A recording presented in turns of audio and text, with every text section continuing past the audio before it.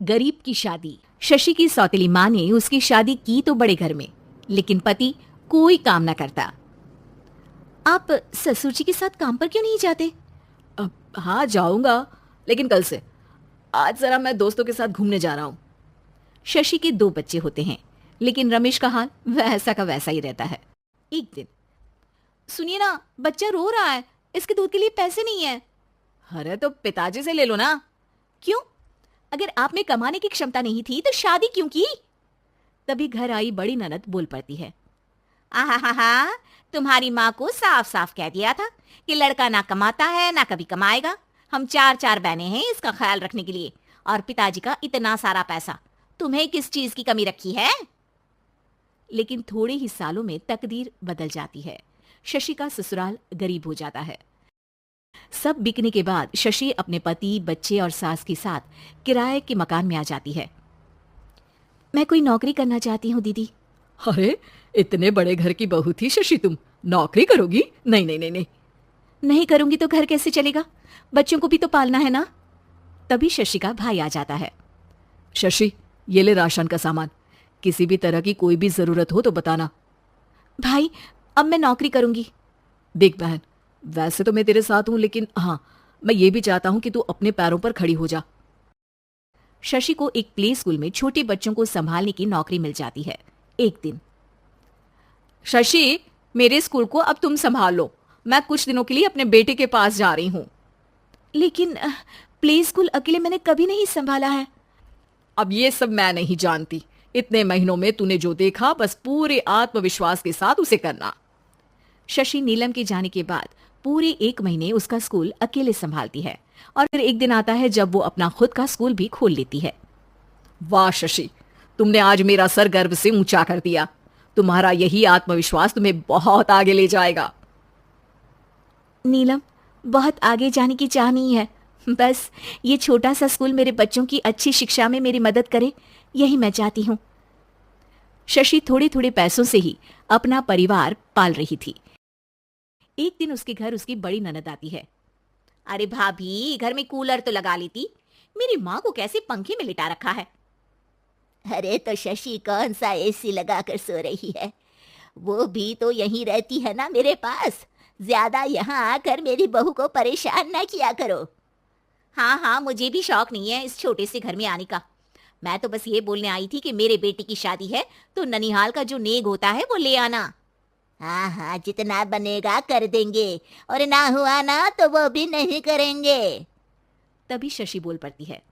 अरे नहीं नहीं माँ जी, रीटा घर की बेटी है, उसके ससुराल वाले उससे शादी पर पूछेंगे कि मायके से क्या मिला। रीटा, तुम मुझे सामान की लिस्ट भेज देना, मैं पूरी कोशिश करूंगी कि तुम्हारी हर डिमांड को पूरा करें। अच्छा, मैं खाना लगाती हूँ। शशि ये बोलकर किचन में चली जाती है।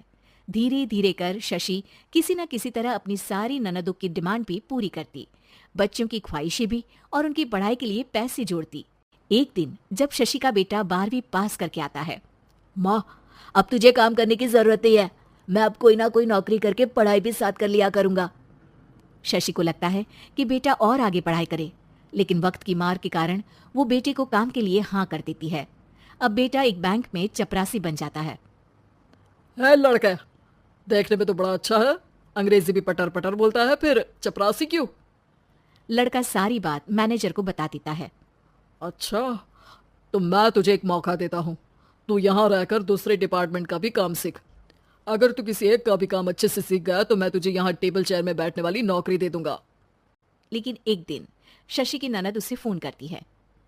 अरे भाभी, देखो, मायका तो मेरा तुम लोगों से ही है।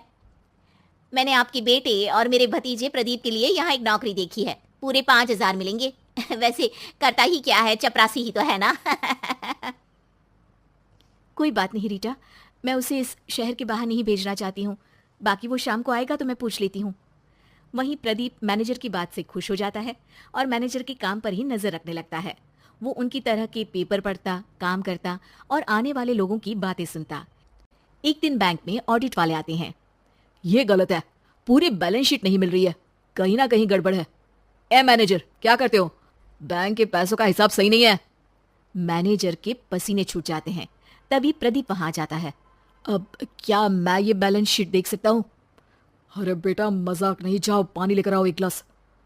प्रदीप मैनेजर को पानी लाकर देता है और फिर ऑडिटर से कहता है, देखिए सर, मैं आपको बता सकता हूँ कि कैसे बैलेंस शीट को आप लोग गलत तरीके से जोड़ रहे हैं। ऐसा बोलकर प्रदीप एक एक कर सारे डाउट क्लियर कर देता है। अरे हाँ, ये तो पॉइंट हमने देखे ही नहीं थे। गुड, कौन है ये बच्चा? तभी मैनेजर बोल पड़ता है, अब हमारे यहाँ अकाउंट में नया आया है। ऑडिटर के जाने के बाद, वाह प्रदीप, आज तो तुमने मेरी नौकरी बचा ली। और आपने भी तो मेरी नई नौकरी लगा दी अकाउंटेंट की। बस फिर क्या था, प्रदीप ने एक बार जो सफलता की सीढ़ी चढ़ी, बस चढ़ता ही चला जाता है। फिर एक दिन शशि की ननद, अरे भाभी कैसी हो? घर को तो बड़ा ही सुंदर चमका रखा है। अरे बेटी, कैसे आना हुआ? तू तो इस छोटे से घर में आना भी नहीं चाहती थी। कोई खास काम है क्या? अब हाँ, वो माँ, मेरा जो मजला बेटा है ना, वो अकाउंट से पढ़ाई कर रहा है, तो प्रदीप से बोलकर उसकी भी कहीं अच्छी नौकरी लगा दो ना। सास और शशि समझ जाते हैं कि कैसे पैसे आते ही लोगों के बात करने के तरीके से लेकर रिश्ते निभाने तक में बदलाव आ जाता है।